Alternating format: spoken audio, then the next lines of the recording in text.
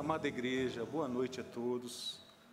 É uma alegria enorme estar aqui novamente com os irmãos para abrir o texto bíblico, comunicar a sabedoria divina para a sua vida, assim como Deus já falou comigo. Então é uma enorme alegria fazer isso com temor reverente diante do nosso Deus. O tema da mensagem de hoje, conforme consta já no boletim, é espiritualidade emocionalmente saudável. E para tal, convido os irmãos a abrirem suas Bíblias. Na carta de Paulo aos Colossenses, nós leremos no capítulo 1, dos versos 9 ao verso 12. Então, Colossenses, capítulo 1, dos versos 9 ao 12. Eu começo lendo assim, meus irmãos. Por esta razão, também nós, desde o dia em que o ouvimos, não cessamos de orar por vós e de pedir que transbordeis de pleno conhecimento da sua vontade, em toda sabedoria e entendimento espiritual, a fim de viverdes de modo digno do Senhor, para o seu inteiro agrado, frutificando em toda boa obra e crescendo no pleno conhecimento de Deus, sendo fortalecidos com todo o poder, segundo a força da sua glória, em toda a perseverança e longanimidade com alegria, dando graças ao Pai que vos fez idôneos na parte que vos cabe da herança dos santos em luz. Irmãos, irmãs, é este o texto que está diante dos nossos olhos e diante do nosso coração. Eu quero começar esta mensagem lembrando que há 4 anos atrás, como secretário presbiterial do Presbitério Brasília Norte, eu fui atender a uma igreja, uma congregação presbiterial na cidade de Damianópolis, indo no sentido de Formosa até a Bahia. A mais ou menos 300 quilômetros você vai encontrar esta cidade, Damianópolis, uma pequena cidade. E lá, então, convivendo naquele final de semana com o reverendo José Ângelo, querido irmão, querido amigo, o seu filho Mateus me surpreendeu naquela época com uma pergunta. Disse assim: pastor, o senhor já ouviu falar da igreja morta? E eu tomei um susto. Mas que igreja morta? E ele falou: pastor, nós, a 15 minutos daqui de Damianópolis, há uma cidade chamada Mambaí. E nessa cidade há uma igreja presbiteriana que um dia já foi uma grande igreja, mas hoje ela é uma igreja que morreu, uma igreja morta. E eu fiquei muito curioso com isso. Vamos lá agora que eu quero conhecer essa igreja. Irmãos, e aí nós então fomos até Mambaí, com meu coração cheio de expectativa, tentando buscar resposta sobre por que aquela igreja teria morrido, não é? E aí então nós paramos o carro na frente do templo, bonito, irmãos. Eu fico imaginando como que era aquela igreja com vida, com gente, com crianças correndo. Uma igreja pequena que tinha um pequeno campanário e ela tinha uma torre. E, irmãos, que coisa interessante, nós entramos e essa igreja, ela toda tomada pelo mato, estava totalmente abandonada, um terreno baldio. E me informaram que aquela igreja, as dependências dela, era usada na parte da noite pelos drogados da cidade. Os drogados iam para aquele espaço para se prostituir, para fumar entorpecente. E quando nós entramos dentro daquela igreja, irmãos, que coisa triste. a igreja com as paredes sujas, né? Restos de documento, a vida da igreja, as atas da igreja todas rasgadas, né? Uma miséria, meus irmãos. E o que me chamou a atenção foi a placa de inauguração daquela igreja. E eu cheguei com meu coração partido diante daquela placa que dizia assim: este templo foi consagrado para a adoração do Deus vivo. Aqui reúnem-se famílias para buscar o favor do nosso Deus bendito. Que Deus abençoe esta igreja, para que homens, mulheres e crianças encontrem o Deus vivo neste lugar. Meus irmãos, meu coração apertou. E eu olhei para aquela placa, e olhei então para o cenário que eu estava vendo, e eu disse: Deus tenha misericórdia, igrejas morrem, igrejas morrem. E eu então comecei a conversar com o reverendo José Ângelo, para tentar saber por que é que a igreja de Mambaí tinha morrido. E ele me falou que aquela igreja tinha sido obra da missão dos missionários americanos que vieram ao Brasil, alguns missionários que trabalharam aqui no Centro-Oeste, plantaram aquela igreja. Eu tenho fotos desta igreja com um número enorme de crianças, uma igreja que você olha assim, quanta vida essa igreja tinha. E aí, irmãos, ele começou a me dizer que começou-se a fazer uma espécie de rodízio de pastores daqui de Brasília para poder apoiar aquela igreja, e com o passar do tempo o rodízio foi falhando. Os pastores deixaram de frequentar aquela igreja por muito tempo, desassistidos do cuidado pastoral, os jovens desanimaram e começaram a procurar outras igrejas, e outros a mudar de cidade à procura de melhores condições de trabalho. Com o passar do tempo, aquela igreja ficou só com os anciãos, com os mais antigos, com os mais velhos e com algumas crianças. Com o passar do tempo, estas famílias também procuraram outras igrejas, onde pudesse ter o cuidado amado e fraterno de outros irmãos e o cuidado de um pastor. Irmãos, e aí então esta igreja ficou fechada há muito tempo, começou a ser depredada. Irmãos, diante disso eu faço uma pergunta: quanto custa uma igreja? Se a gente for pensar em termos de pedra, tijolo, argamassa, janela, porta, telhado, piso, se você for pensar na igreja como algo material, alguém vai chegar movido pela especulação imobiliária e vai avaliar friamente o prédio, vai estabelecer um preço, vai dizer: olha, isso aqui foi feito com base na consideração da especulação imobiliária e na capacidade de fazer um retorno financeiro para isso se for vendido mais. Mas se você pensar em igreja como histórias, pessoas, histórias que se conectam, se você pensar em igreja como ela verdadeiramente é, conforme diz a Escritura, povo bendito do Deus vivo, assistido pelo favor de Deus, onde há choro, lamento, tristeza, alegria, vida de Deus. Então nós vamos ver, irmãos, que o valor é incalculável. Porque, irmãos, o preço, quanto custa uma igreja, acho que a gente sabe a resposta: custou o sangue de Jesus.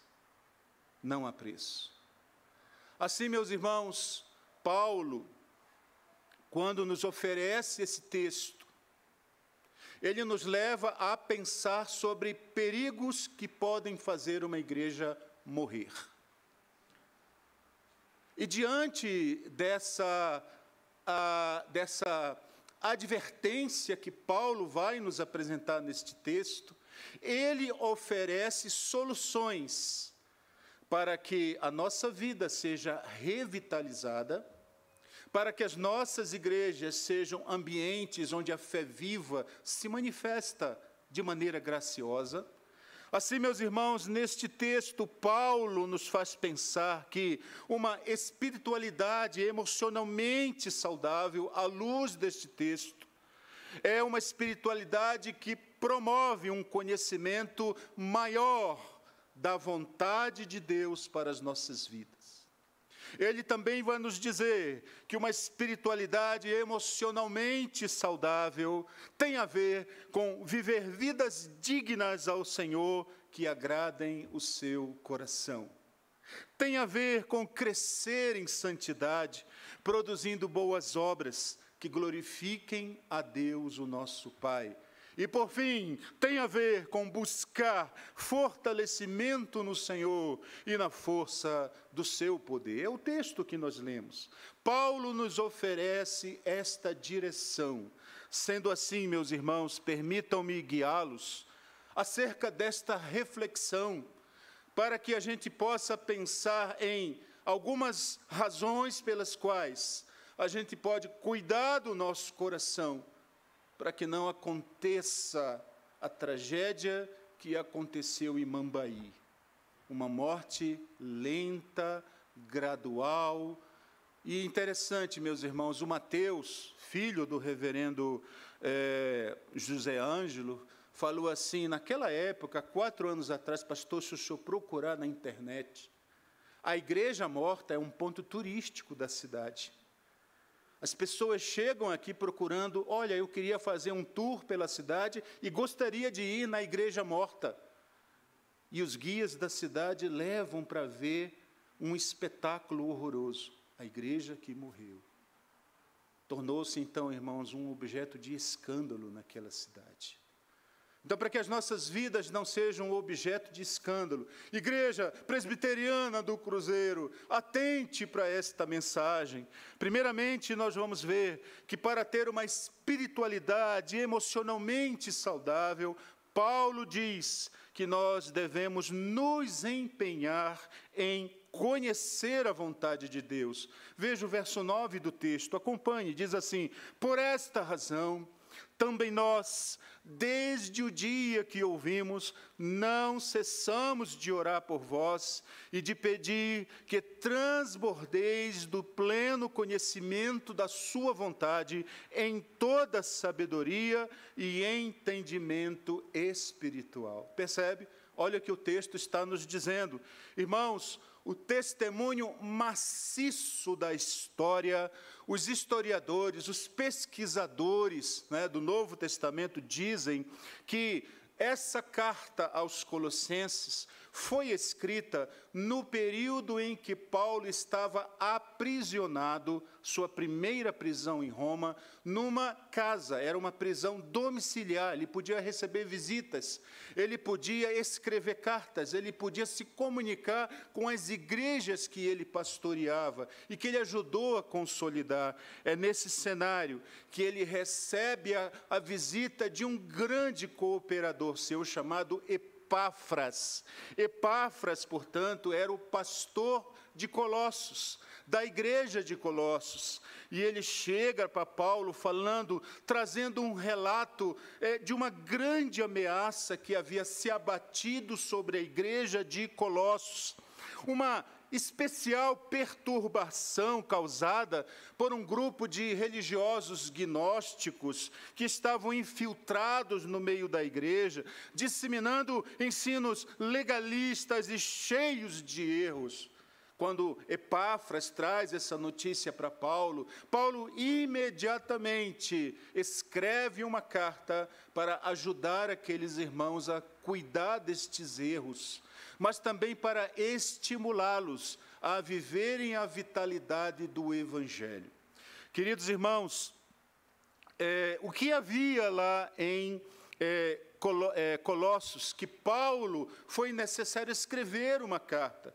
O erro que estava disseminado em Colossos, basicamente, tinha 4 vertentes desse padrão de erro. Primeiro, havia muito filosofismo no erro que aqueles mestres, falsos mestres, indiziam. Então, irmãos, eles aplicavam complicadas elaborações sobre a fé, tudo baseado no pensamento judaico antigo, que Paulo vai chamar de vãs sutilezas. E tudo isso, irmãos, que era construído com base em argumentos muito persuasivos, veja que isso atacava diretamente a revelação, a inspiração e a iluminação da palavra de Deus. Paulo não podia ficar calado diante deste erro e do que ele objetivava. A segunda matriz de erro que Paulo identifica é o legalismo. O que legalismo é esse? Tudo baseado na circuncisão, na observação de dias e abstinência de alimentos, e que fazia um apelo muito grande para a população judaica que estava se aproximando do cristianismo e começando a chegar na igreja de Colossos.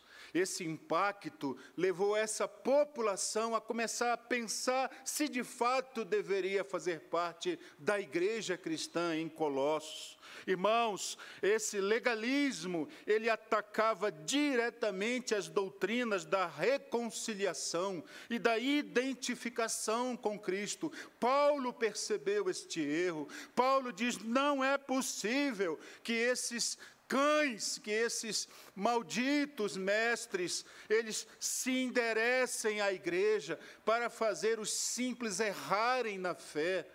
Irmãos, esse padrão errático também era movido pelo alto misticismo que havia ali também. Hereges colossenses estavam dando uma primazia muito grande ao culto dos anjos, ao invés do Senhor Jesus Cristo.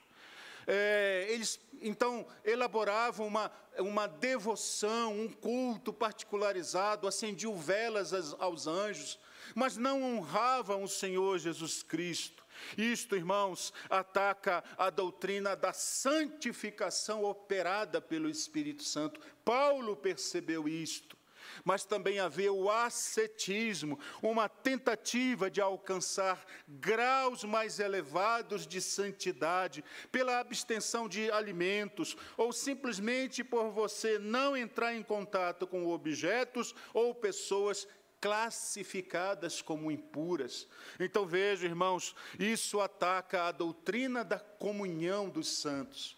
Paulo então percebe estes erros. Paulo diz: isso vai matar a igreja.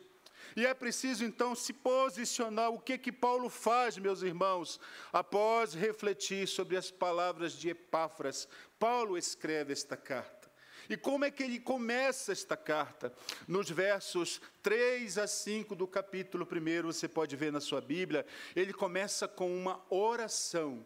Ele começa agradecendo a Deus pelos irmãos de Colossos, por eles estarem firmes por ouvirem o Evangelho, por essa firmeza se manter a fé viva no Senhor Jesus Cristo, e porque eles amavam verdadeiramente os santos de Deus numa bela comunhão fraterna, e por purificarem as suas consciências na santa esperança da consumação e redenção final. Perceba que Paulo, antes de oferecer uma correção de rumo, ele reconhece os méritos. E eu estava falando isso para o conselho ontem, lembra disso, irmãos do conselho? Que você deve começar uma correção sempre reconhecendo os méritos da pessoa, seu crescimento, antes de você mostrar o erro e antes de você começar a propor uma correção do erro. Assim, queridos irmãos, vejam que, então, Paulo passa, ainda nesta oração, a apresentar uma primeira petição ao Senhor. Não sei se você percebeu no texto. Esse texto que nós lemos é uma oração, meus irmãos. E na primeira petição que Paulo faz, ele pede que aqueles irmãos sejam plenos do conhecimento da vontade de Deus. no Novo Testamento, na linguagem do Novo Testamento. Esse conhecimento, que também era uma palavra usada pelos gregos, tinha a ver com sabedoria, com gnose, com acesso a uma informação privilegiada. Não é desse tipo de conhecimento que Paulo está falando. Paulo vem dizer neste texto que o tipo de conhecimento que os colossenses devem buscar conhecer de Deus é a vontade de Deus, não as heresias, não os falsos ensinos particularizados, escondidos, secretos, que circulavam na igreja. Paulo pede a Deus que cada cristão de Colossos, que neles o entendimento correto sobre Deus, ou sobre a pessoa de Deus, e sobre as suas obras, para que eles sejam fortalecidos com todo este conhecimento, para que eles não caiam vítimas dos falsos mestres. Irmãos, Paulo nos faz conhecer e entender que conhecer a Deus não significa apenas saber coisas sobre Deus. Você sabia disso? Nós reduzimos muito a questão de conhecimento a meramente aquisição de conhecimento. Mas na linguagem do Novo Testamento, conhecer a Deus tem a ver com prática relacional correta, onde nós aprendemos a nos relacionar com Deus pelas práticas devocionais. Então, leia a palavra de Deus. Procure o coração de Deus na palavra que Ele nos deixou. Converse com Deus através da oração. Veja como Deus se inclina para ouvir o lamento, o pulsar do seu coração quando você chega afetivamente a Ele e abre seu coração, fala das demandas do seu coração.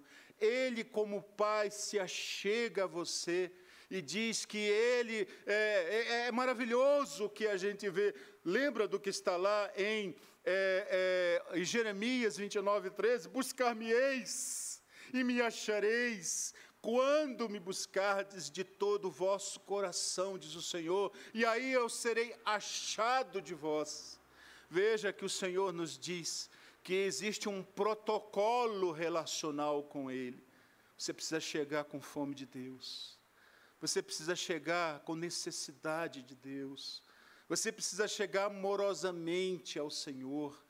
E é nesse protocolo de um coração sincero que se entrega a Ele, que você descobre que o Senhor se deixa aproximar de você, e que Ele te encontra, e que Ele ouve as tuas necessidades profundas, o que move o seu coração, o que debilita a sua vida, o que enfraquece as suas percepções, e Ele se apresenta como Deus restaurador, como Deus bendito e abençoador. Queridos irmãos, conhecer a Deus tem a ver com saber sobre Deus, mas relacionar-se com Deus, andar com Ele continuamente como um amigo. E isso envolve, irmãos, aprendermos a adotarmos a obediência como estilo de vida e relacionamentos nutridos pelos meios de graça, conforme o Senhor nos diz. Igreja Presbiteriana do Cruzeiro, atente para o que eu vou dizer neste momento. Você deve se comprometer ainda mais com a educação dos seus membros.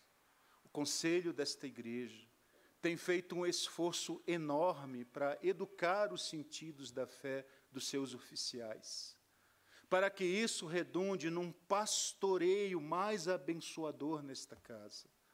Você deve apoiar orando. Você deve apoiar conversando com presbíteros e diáconos. Sabe uma coisa boa que vocês podem fazer? Chegar para esses irmãos abençoados e dizer: fala o que Deus tem dito para vocês. Fala como é que Deus tem se mostrado gracioso na vida de vocês. Eles terão muita coisa a falar. Eles terão muita coisa a dizer da maneira bela, gentil, como Deus tem edificado suas vidas, tornado seus corações mais amáveis e ensináveis. Assim, meus irmãos queridos, aprendam a crescer relacionalmente, para viver uma espiritualidade emocionalmente sadia com Deus e com os irmãos. No verso 10, nós encontramos a segunda indicação que Paulo nos oferece. Na segunda indicação, nós vemos que para ter uma espiritualidade emocionalmente saudável, devemos viver vidas dignas do Senhor. Isto está no verso 10, a primeira parte, quando diz, a fim de viverdes de modo digno do Senhor, para o seu inteiro agrado.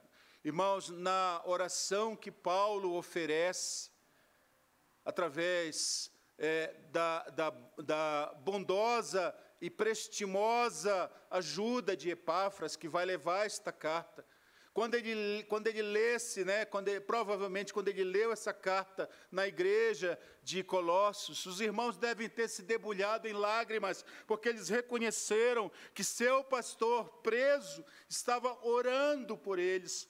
E nesta segunda petição ao Senhor, Paulo pede que os colossenses detenham esse verdadeiro conhecimento de Deus, mas que esse conhecimento seja validado na vida prática. Sabe, irmãos, eu fico pensando que a cada domingo nós somos instruídos na fé.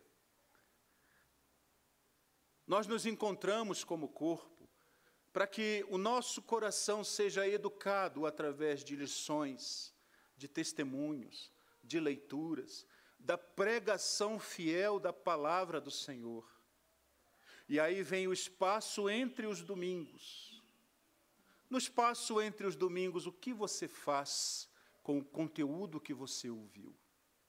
Como é que a sua ética cotidiana, como é que você permite que as suas escolhas diárias sejam iluminadas pelo conteúdo do Evangelho, da graça de Deus, que você ouve a cada domingo?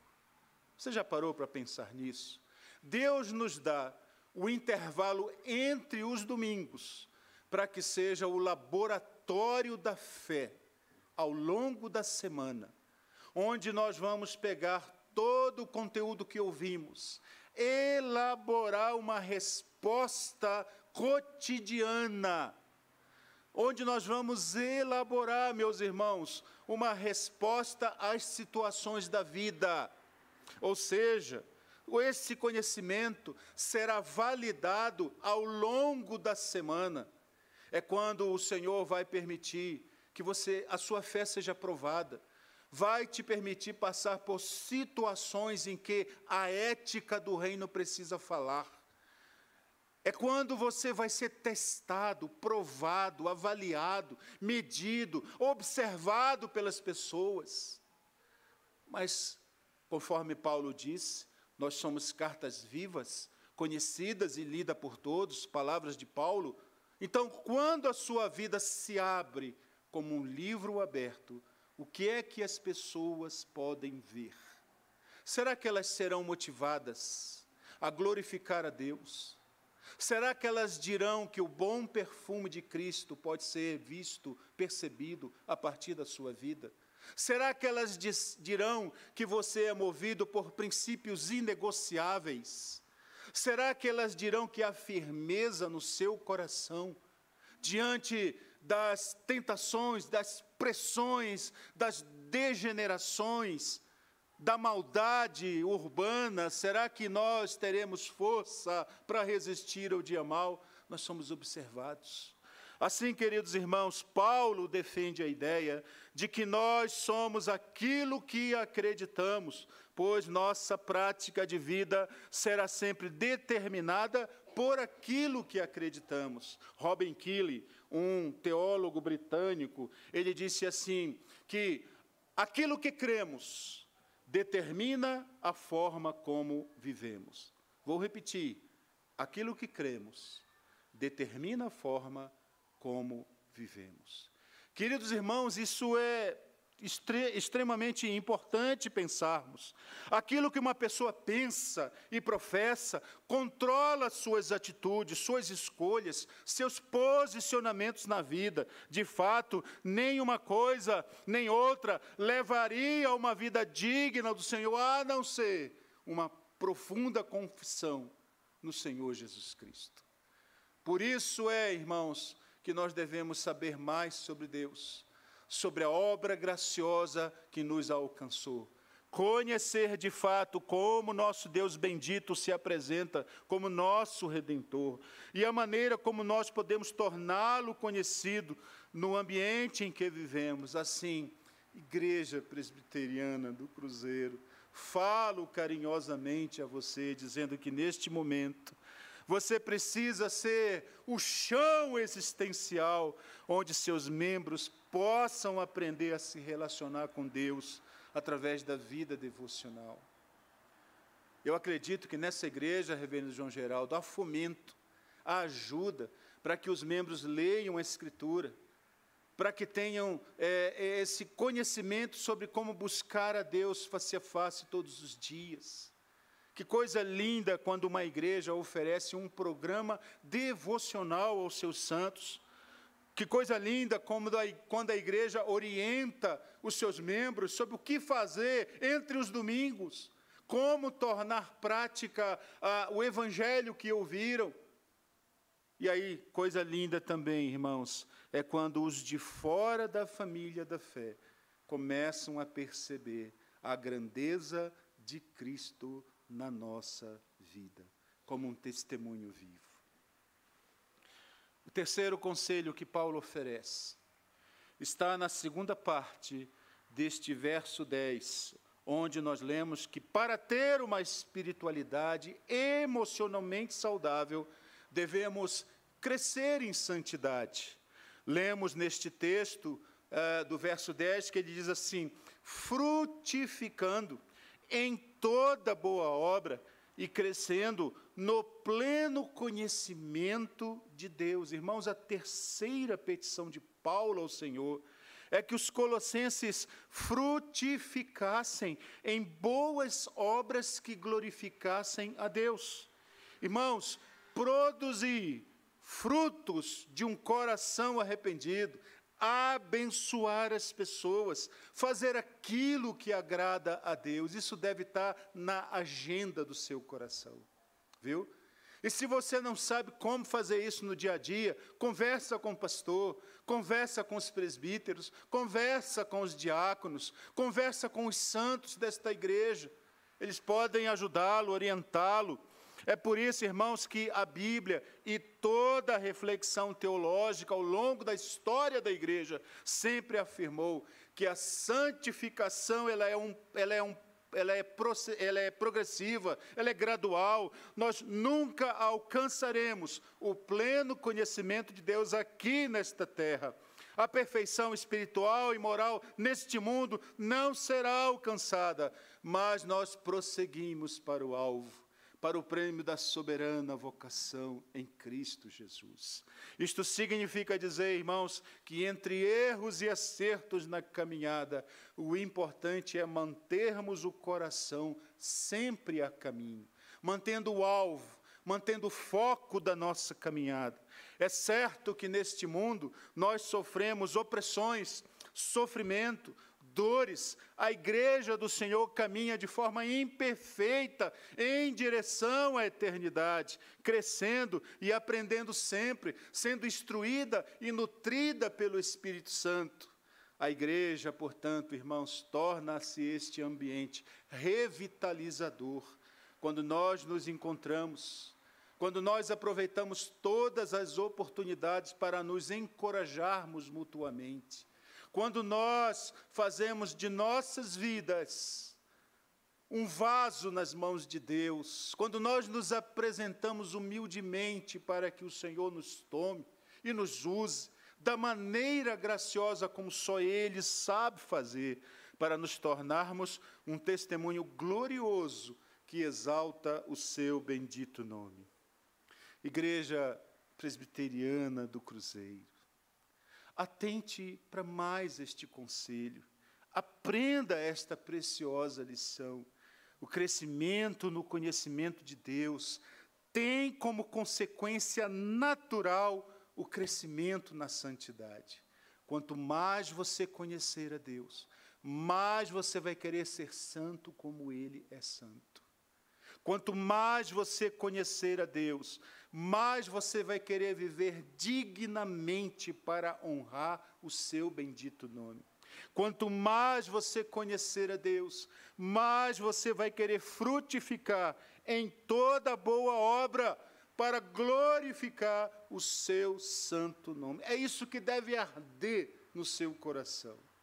Seu coração deve ser movido por essa paixão. Seu coração não deve encontrar descanso em nada, a não ser na glória do Senhor bendito. Deixe-se mover por essa grande paixão, meus irmãos.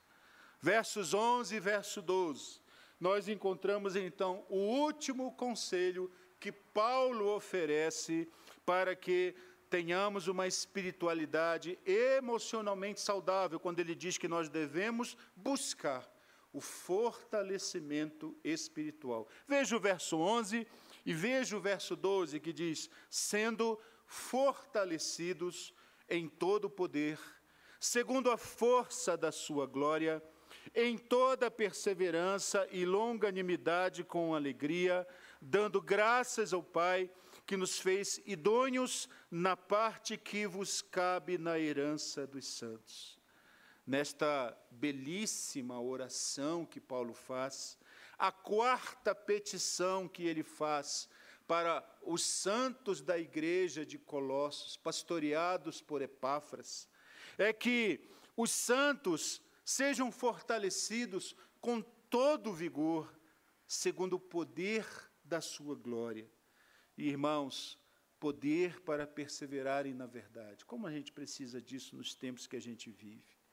Para que a gente seja paciente na provação e até mesmo no tempo da provação e tentação. Poder para enfrentar o erro. Poder para nos desviarmos do mal. Poder para podermos testemunhar da vitalidade do Evangelho. Paulo pede poder de Deus para que estes santos da igreja de Colossos vivam vidas em atitude de gratidão a Deus, para que Deus os capacite a participar da herança dos santos em luz. Pense nisso, uma vida de gratidão a Deus. Uma vida de gratidão a Deus é um poderoso estímulo para uma vida de santidade e amor a Deus. Eu faço a última aplicação para a igreja nesse momento. Igreja Presbiteriana do Cruzeiro, nunca esqueça que Deus, o nosso Pai bendito, é quem nos torna dignos e idôneos de andar diante dele. Nunca esqueça que Deus nos preparou uma herança com os santos em luz. E, portanto, nós devemos ser movidos pela gratidão e confiança no santo poder de Deus, que nos capacita a andar como filhos da luz neste mundo que Ele criou. Assim, queridos irmãos, para que a Igreja Presbiteriana do Cruzeiro tenha uma espiritualidade saudável, possa ser uma igreja abençoadora, é necessário conhecer a Deus em seus atributos e se relacionar com Ele de maneira cotidiana. Vimos também que é importante você viver vida digna do Senhor, refletindo o seu caráter, seus atributos, na própria vivência do dia a dia.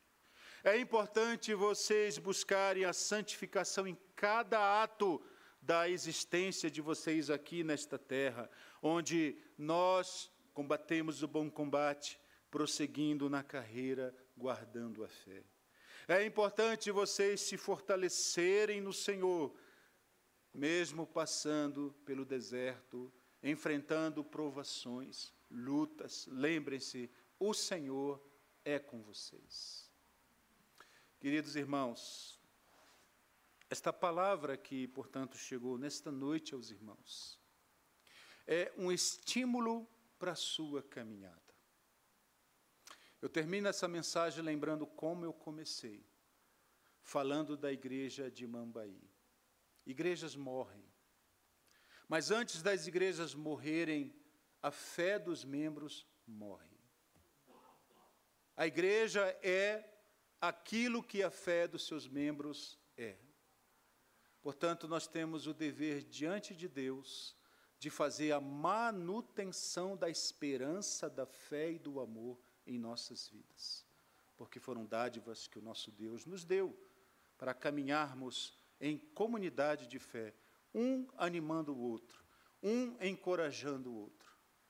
Quando nós passamos a viver vidas egocêntricas, ensimesmadas, centradas em si mesmo, buscando apenas o autoabastecimento da nossa fé pessoal, sem nos importarmos com o choro, com o lamento, com a necessidade do próximo, sem nos apresentarmos para cuidar do outro, animando a sua fé, a igreja começou a morrer, porque nós também começamos a morrer. Atente para o que foi falado esta noite. Atente para os conselhos que Paulo nos dá para revitalizarmos a nossa fé. Epáfras levou esta carta aos irmãos de Colossos. Eles então se fortaleceram para enfrentar os erros dentro da própria igreja e tornaram-se uma igreja de um testemunho maravilhoso, mesmo vivendo situações de medo, de angústia, por causa da perseguição daqueles dias. Que sejamos todos, irmãos, iluminados, instruídos e encorajados por essas palavras que Paulo nos trouxe hoje, e possamos viver vidas que glorificam o Senhor Jesus Cristo. Deus os abençoe. Amém.